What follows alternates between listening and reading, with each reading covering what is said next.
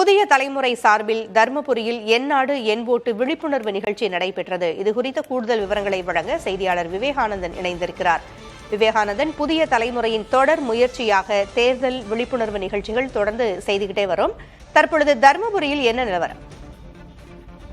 பூங்குழலி புதிய தலைமுறையின் ஜனநாயக திருவிழா தேர்தலில் 100% வாக்களிக்க வலியுறுத்தி மாவட்ட நிர்வாகத்தோடு இணைந்து புதிய தலைமுறையும் பொதுமக்களுக்கு விழிப்புணர்வை ஏற்படுத்தி வருகிறது. அந்த வகையில் இன்று தருமபுரி மாவட்ட ஆட்சியர் புதிய அலுவலகத்தில் இந்த விழிப்புணர்வு பேரணி நடைபெற்றது. இதில் மாவட்ட நிர்வாகத்துடன் இணைந்து பெரியம்பட்டியில் உள்ள சக்தி கைலாஷ் மகளிர் கலை அறிவியல் கல்லூரி, தருமபுரி அரசு கலை அறிவியல் கல்லூரி, அதே போல ஸ்ரீ கிருஷ்ணா பாரா மெடிக்கல் கல்லூரி மூன்றும் இணைந்து 2000க்கும் மேற்பட்ட கல்லூரி மாணவ மாணவிகள் இந்த விழிப்புணர்வு பேரணியில் கலந்து கொண்டார்கள்.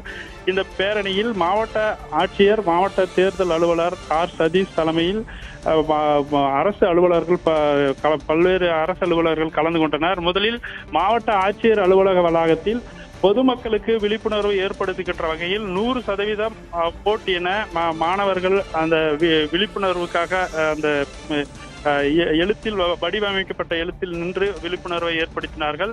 அதன் பிறகு மாவட்ட ஆட்சியர் தலைமையில் கல்லூரி மாணவ மாணவிகள், அரசு அலுவலர்கள் ஜனநாயக கடமையாற்றுவது 100% வாக்களிப்போம், வாக்களிப்பது நமது ஜனநாயக கடமை உள்ளிட்ட வாசகங்களுடன் உறுதிமொழியை ஏற்றுக்கொண்டனர்.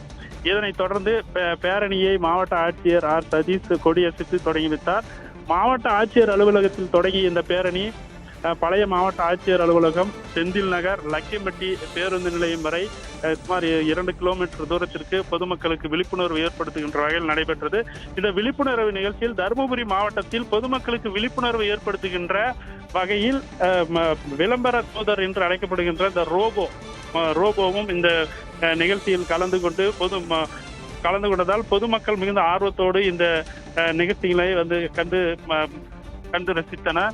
அதே போல இந்த பேரணி முடிவில் மாணவர்கள் 2 கிலோமீட்டர் நடந்து வந்து பேரணி முடியும் வரை பல்வேறு வகையான கலை நிகழ்ச்சிகள், சிலம்பம், நாட்டுப்புற கலை நிகழ்ச்சிகளும் நடைபெற்றது. தகவல்களை வழங்கியமைக்கு நன்றி விவேகானந்தன்.